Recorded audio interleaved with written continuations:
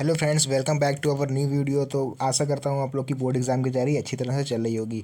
तो आज आप लोग को इस वीडियो में रसायन विज्ञान यानी कि केमिस्ट्री के मोस्ट इंपॉर्टेंट क्वेश्चन देखने को मिलने वाले हैं। जैसे कि आप लोग ऊपर स्क्रीन पर देख पा रहे होगे, यहाँ पर केमिस्ट्री के मोस्ट इंपॉर्टेंट क्वेश्चन जो कि एग्जाम में इस बार आने के चांसेस 99% तक इस बार बोर्ड में आने के चांसेस हैं, क्योंकि ये सारे क्वेश्चन वो लिखे गए हैं आप लोग के लिए जो अनसॉल्व में पिछले 10 सालों में जो भी पूछे गए हैं। ठीक है, ये ऐसे क्वेश्चन हैं जो पिछले 10 सालों में 5 से 6 बार से ज़्यादा पूछे गए हैं। तो उन प्रश्नों का संग्रह आप लोग के लिए यहाँ पर लेकर आए हैं।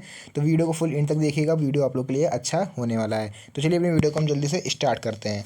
पहला क्वेश्चन देखिए, यहाँ पर आपको दिख रहा होगा, विलयन किसे कहते हैं। तो ये नॉर्मल से क्वेश्चन होता है। अभी आपको सुनने में सरल लग रहा होगा कि यार इतना सरल क्वेश्चन है, ये हमको पता है, हम कर लेंगे, बना के लिख देंगे। लेकिन यकीन मानिए, जब आप बोर्ड में वहाँ बैठेंगे तो आपसे पेन नहीं चलेगा। आपको बना बना के लिखने में कुछ दिमाग ही में नहीं आएगा कि आपको यार हमने लिखना क्या है। एक शब्द केवल याद रहेगा, विलियन, और विलियन को इंग्लिश में बोलते हैं सॉल्यूशन। आप नहीं लिख पाओगे, मान के चलिए आप इस चीज़ को। तो एक बार इस वीडियो को पूरा देख लीजिए, आप लोग का नुकसान नहीं होगा। केवल 8 से 9 10 मिनट की वीडियो होगी, ज़्यादा बड़ी वीडियो नहीं होगी। आप जितने भी इंपॉर्टेंट क्वेश्चन है वो सभी आप लोग को इसमें देखने को एक ही वीडियो में मिल जाएंगे। तो क्या है, देखिए पहला क्वेश्चन हमारा हमने पढ़ लिया है यहाँ पर, विलेन किसे कहते हैं। विलेन किसे कहते हैं मतलब आंसर इसका क्या लिखा हुआ है देखिए यहाँ पर। अभी क्वेश्चन हमने पढ़ दिया है यहाँ पर कि विलेन किसे कहते हैं। इसका आंसर देखिए नीचे, दो या दो से अधिक अवयवों के समांगी मिश्रण को विलयन कहा जाता है, जैसे कि नमक और जल का मिश्रण तथा चीनी और जल का मिश्रण। तो आपको लोग क्वेश्चन समझ पाए क्या कह रहे हैं यहाँ पर, कि दो या दो से अधिक अवयवों के समांगी मिश्रण को, समांगी मिश्रण को मतलब कि ऐसा विलयन जिसको हमने डालें वो घुल जाए। जैसे नमक को हम जल में डालेंगे तो घुल जाएगा, नमक हम फिर एक बार मिलाने के बाद हम जल में से नमक को अलग कर सकते हैं। या फिर आप चीनी को जल में मिला दीजिए, शरबत आपने बना लिया मीठा, फिर आपसे कोई कहे कि भैया इसमें से चीनी अलग करो, पानी अलग करो, आप कर पाओगे? नहीं कर पाओगे। तो ऐसे विलयन को हम लोग बोलते हैं समांगी विलयन। ठीक है, अभी आप पढ़ेंगे और आगे। फिर देखिए क्वेश्चन नंबर 2, यहाँ पर आपसे पूछ रहा है कि सांद्रता के आधार पर विलयन का वर्गीकरण कीजिए। तो सांद्रता के आधार पर विलयन का वर्गीकरण, यहाँ पर हमने उत्तर लिखा हुआ है यहाँ पर कि विलयन कितने प्रकार के होते हैं, 3 प्रकार के होते हैं। पहला यहाँ पर आपको मिल जाएगा संतृप्त विलयन, दूसरा हो जाएगा असंतृप्त विलयन, तीसरा यहाँ पर लिखा हुआ है अति संतृप्त विलयन। तो ये 2 नंबर में पूछेंगे क्वेश्चन, इसमें ज़्यादा आप लोग को नहीं लिखना है। आप 3 से 4 पॉइंट जितना पूछा है केवल आप उतना लिखिए। ठीक है, अपना अगर एक्स्ट्रा आप लिखोगे तो फिर आप अपने लिए टाइम वहाँ पर कम कर लोगे, क्योंकि 3 घंटे होते हैं, क्वेश्चन होते हैं ज़्यादा, आप लोग को समय मैनेज वहाँ पर पूरा करना पड़ेगा। तो बढ़ते हैं अपने अगले क्वेश्चन की तरफ। अगला क्वेश्चन है यहाँ पर कि गैसों में द्रवों की विलेयता किन किन कारकों पर निर्भर करती है। तो उत्तर देख लीजिए इसका, कि गैसों में द्रवों की विलेयता निम्न कारकों पर निर्भर करती है। किस पर निर्भर करती है, देखिए पहला जो है मेरा वो है गैसों की प्रकृति पर, दूसरा हो जाएगा विलायक की प्रकृति पर, तीसरा हो जाएगा ताप का प्रभाव, चौथा यहाँ पे लिखा हुआ विलायक में अन्य पदार्थों की उपस्थिति, और पांचवा यहाँ पर लिखा हुआ है दाब का प्रभाव। तो आप लोग को बता दें कि अगर ये थोड़ा टफ लग रहा हो क्वेश्चन देखने में, तो क्वेश्चन ध्यान से पढ़िए एक बार, कि गैसों में द्रवों की विलेयता किन किन कारकों पर निर्भर करती है। तो अगर आप इसमें से 2 से 3 भी लिख पाओगे तब भी आपको लोग के लिए काफ़ी होगा। देखिए याद करने का तरीका होता है, सबसे पहले क्या लिखेंगे, गैस। ठीक है, इस तरह से कहानी की तरह याद करिए, गैस। गैस भी हमें क्या देती है, ताप, मतलब कि गर्मी, और ताप, और उस पर हमने क्या रख दिया, विलायक मतलब विलयन, मतलब गैस जला के हमें ताप जो उत्पन्न हुई, इस पर हमने एक विलयन रख दिया। इस तरह से आप लोगों को कहानी बना के याद करना है। देखते हैं अपना फोर्थ क्वेश्चन क्या है। फोर्थ क्वेश्चन देखिए, यहाँ पर पूछ रहा है हमसे कि ऑक्सीकरण की क्रिया को समझाइए। तो ऑक्सीकरण की क्रिया देख लेते हैं, किसी तत्व की संयोजकता में वृद्धि होना ऑक्सीकरण कहलाता है। ठीक है, ऑक्सीकरण की सिंपल डिफिनेशन ही यही है कि किसी तत्व की संयोजकता में वृद्धि हो रही है। ठीक है, और रिडॉक्स आप लोग पढ़ोगे तो उसमें कमी होती है, वो अलग चीज़ हो गया। फिलहाल ये देखिए, फिर यहाँ पर क्या है कि किसी पदार्थ का ऑक्सीजन या अन्य ऋण विद्युतीय तत्व के साथ जुड़ना ऑक्सीकरण कहलाता है। कोई भी पदार्थ जिसमें हम लोग ऑक्सीजन को ऐड कर दें या फिर जोड़ दें तो वो हमारा ऑक्सीकरण अभिक्रिया कहलाएगी। जैसे कि नीचे आपको उदाहरण में दिख रहा होगा कि Hg मतलब यहाँ पर मरकरी या फिर पारा आप बोल सकते हो, इसमें O2 को जोड़ा गया है तब यहाँ पर HgO बना। ठीक है, तो मतलब इसमें क्या हुई, ऑक्सीजन का एडिशन हुआ। अगला क्वेश्चन देखिए यहाँ पर क्या है, क्वेश्चन नंबर 5, आप चयन क्रिया को समझाइए। तो जब पदार्थ वैद्युत धनात्मक तत्व अथवा हाइड्रोजन का योग एवं ऑक्सीजन का ह्रास होता है, मतलब कि यहाँ पर ऑक्सीजन का ह्रास होता है, हाइड्रोजन का योग एवं ऑक्सीजन का ह्रास, मतलब ऐसी विक्रिया जिसमें हाइड्रोजन का एडिशन होता है और ऑक्सीजन का सब्ट्रैक्शन, मतलब कि उस ऐसी अभिक्रिया जिसमें हाइड्रोजन को हम जोड़ेंगे और उसी समय ऑक्सीजन को हम बाहर निकाल देंगे, तो उस अभिक्रिया को हम लोग यहाँ पर अपचयन क्रिया कहते हैं। ठीक है, यहाँ पर लिखा होगा नीचे देखिए, पदार्थों द्वारा एक या अधिक इलेक्ट्रॉन ग्रहण करने को अपचयन क्रिया कहते हैं। ठीक है, इसमें यहाँ पर यह भी लिखा हुआ है, आप ध्यान से अगर देखिए तो, कि हाइड्रोजन का योग एवं ऑक्सीजन का ह्रास करता है, मतलब कि ऑक्सीजन का ह्रास मतलब कि ऑक्सीजन नुकसान एक तरह से हानि करता है, निकल जाता है ऑक्सीजन बाहर, तो उसको हम लोग बोलते हैं अपचयन क्रिया। उसके बाद है यहाँ पर विद्युत अपघट्य किसे कहते हैं। यहाँ दिख रहा होगा ऊपर आप लोगों को क्वेश्चन, विद्युत अपघट्य किसे कहते हैं। तो उत्तर देख लीजिए क्या है कि किसी लवण में जलीय विलयन को जिसमें से विद्युत धारा गुजर सकती है उसको हम लोग विद्युत अपघट्य कहते हैं। मतलब किसी लवण में जलीय विलयन को, किसी भी लवण, कोई भी जलीय विलयन जिसमें से हम इलेक्ट्रिक करंट पास करा सकते हैं उसको हम लोग बोलते हैं विद्युत अपघट्य विलयन बोलते हैं।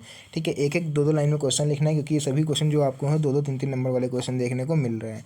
अगला क्वेश्चन देखिए, क्वेश्चन नंबर 7 क्या कह रहा है यहाँ पर कि विशिष्ट चालकता की परिभाषा एवं इकाई बताइए। तो किसी चालक के पदार्थ के विशिष्ट प्रतिरोध के व्युत्क्रम को उस चालक की विशिष्ट चालकता कहते हैं। इसे सिग्मा से प्रदर्शित करते हैं। ठीक है, इसका एसआई मात्रक ओम इनवर्स मीटर इनवर्स होता है। अब सिग्मा क्या होता है भैया, ये जो लिखा हुआ है कि इसे सिग्मा से प्रदर्शित करते हैं, तो बहुत लोग को नहीं पता होगा तो बता दें, सिग्मा इस तरह से बनता है भैया, आधा ना, इसको हम लोग सिग्मा बोलते हैं। ठीक है, उसका देखिए क्वेश्चन नंबर 8 देखिए यहाँ पर, तात्क्षणिक दर किसे कहते हैं। तो समय के किसी विशेष क्षण पर किसी अभिकारक या उत्पाद के सांद्रण में परिवर्तन की दर उस समय की तात्क्षणिक दर कहलाती है। तो ये फिलहाल इंपॉर्टेंट क्वेश्चन नहीं है क्योंकि ये नहीं पूछा जाता है, लेकिन फिर भी आप लोग को अगर देखना हो तो आप लोग इसको देख सकते हो क्योंकि कुछ भी पूछ सकता है यार उसका मन एग्जामिनर का। उसका देखिए यहाँ पर ऊपर आपको क्वेश्चन दिख रहा होगा, क्वेश्चन नंबर 10, अभिक्रिया का अर्धायुकाल। अभिक्रिया, यहाँ पर लैंग्वेज थोड़ी तुतला गई है। ठीक है, मतलब कंप्यूटर थोड़ा तुतला गया था लिखने में, अभिक्रिया होगा। ठीक है, यहाँ पर अभिक्रिया का अर्धायुकाल किसे कहते हैं। तो वह समय जिसमें अभिकारक की सांद्रता का मान प्रारंभिक सांद्रता से आधा रह जाता है उसे अभिक्रिया का अर्धायुकाल कहते हैं। सीधी सी बात है भैया, किसी का भी अर्धायुकाल क्या होगा, उसकी लाइफ का जस्ट आधा हो जाना। जैसे 100 साल जीना और 50 साल जी पाया तो हम लोग कह सकते हैं कि आधा ज़िंदगी उसने जी ली, तो उसको हम लोग अभिक्रिया का भी अर्धायुकाल बोल सकते हैं कि जैसे 100% होनी है, आधी भी हो गई तो उसको हम लोग अर्धायुकाल बोल देंगे। अगला क्वेश्चन देखिए यहाँ पर क्या है कि संक्रमण तत्व किसे कहते हैं। तो आप लोगों ने ब्लॉक पढ़े होंगे SPDF ब्लॉक के तत्व, तो हम लोग उसी को देखने वाले हैं यहाँ पर कि वे तत्व जिनके परमाणु अथवा असाधारण, मतलब कि वे तत्व जिनके परमाणु अथवा साधारण आयनों के इलेक्ट्रॉन विन्यास में भीतरी डी कक्षक अपूर्ण भरे होते हैं। मतलब कहने का क्या मतलब है कि ये समूह 2 से 13 के मध्य स्थित होते हैं। ठीक है, इनको हम लोग क्या बोल, मतलब डी ब्लॉक के तत्वों को यहाँ पर इन्होंने बोला कि एक तरह से कक्षक जिनके अपूर्ण रहें उनको हम लोग संक्रमण तत्व बोलते हैं। सामान्यतः हम लोग पी ब्लॉक के तत्वों को संक्रमण तत्व बोलते हैं। ठीक है, इतना ध्यान रखिएगा। उदाहरण इसका FeNi और CO। फिर देखिए अगला क्वेश्चन है, लेंथेनाइड एवं एक्टिनाइड तत्व किसे कहते हैं।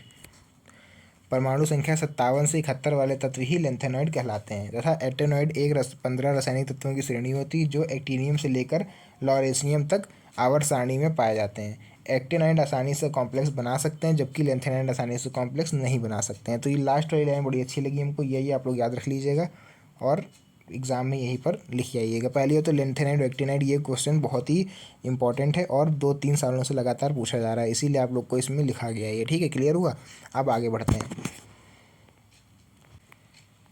उसके बाद देखिए नेक्स्ट क्वेश्चन यहाँ पर है कि संक्रमण श्रेणी में 10 तत्व हैं क्यों। जो संक्रमण श्रेणी है हमारी उसमें आखिर 10 तत्व क्यों रखे गए हैं, इनका कारण भैया इनको जानना है। तो देखो कारण क्या है कि प्रत्येक संक्रमण श्रेणी 10 छात्रों वाली होती है। ठीक है, 10 छात्रों या फिर छात्र एक तरह से रासायनिक जो वो होते हैं कंपाउंड, उनको यहाँ पर छात्र बोला गया है। ठीक है, क्योंकि डी उपकोष अधिकतम 10 इलेक्ट्रॉन वाला हो सकता है। जो SPDF आप लोग एटॉमिक नंबर आप लोग निकालते होगे, परमाणु विन्यास, इलेक्ट्रॉनिक विन्यास जिसको बोलते हैं, जैसे 2, 8, 10 इस तरह से आप लोग निकालते हो। तो जो तीसरा होता है 2, 8, 10 जो हमने बोला वो 10 मैक्सिमम होता है, उसमें आप 2, 8, 12 नहीं कर सकते हो। तो वही जो होता है SPD पढ़ा होगा आप लोगों ने, डी मतलब तीसरे नंबर पे आता है। तो तीसरे नंबर पे जो आप लोग जैसे परमाणु क्रमांक निकालते हो आप किसी भी चीज़ का, जैसे 2, फिर 8, फिर 10, फिर और भी होता है आगे जो भी होता है, तो ये तीसरी वाली जो होती है इसको हम लोग डी बोलते हैं। इसमें 10 से ज़्यादा नहीं हो सकते, यहीं पर इसलिए बोला गया है संक्रमण श्रेणी में 10 ही तत्व होते हैं। अगला देखिए, लेंथेनॉइड का पृथक्करण आसान नहीं है क्यों। क्यों नहीं आसान है भैया, लेंथेनाइड के आकार लगभग समान होने के कारण इनका पृथक्करण आसानी से नहीं किया जा सकता क्योंकि इनके गुणों में पर्याप्त समानता नहीं होती है। इनके अंदर समान गुण नहीं पाया जाता है एक जैसे तत्वों के अंदर। जैसे और होते हैं कि एक आपको एक कोई भी तत्व ले लो तो बाकी सब समान रहते हैं, लेकिन इनकी इसीलिए इन लोगों को आवर्त सारणी में एकदम अलग रखा रहता है। लेंथेनाइड हो चाहे वो एक्टिनाइड हो, इनमें समानता गुण नहीं पाया जाता है। फिर देखिए नीचे क्वेश्चन आप देखिए, लेंथेनाइड और एक्टिनाइड के 2-2 उपयोग लिखिए। यार ये थोड़ा मिसप्रिंट हो गई है, आप लोग समझ जाइएगा, यहाँ पर लेंथेनाइड लिखा हुआ है। ठीक है, और ये है एक्टिनाइड के 2-2 उपयोग आपको लिखने हैं। तो उपयोग देख लेते हैं इसके क्या है। ऊपर देख लीजिए आप लोग, यहाँ पर लिखा हुआ है लेंथेनाइड के उपयोग हैं।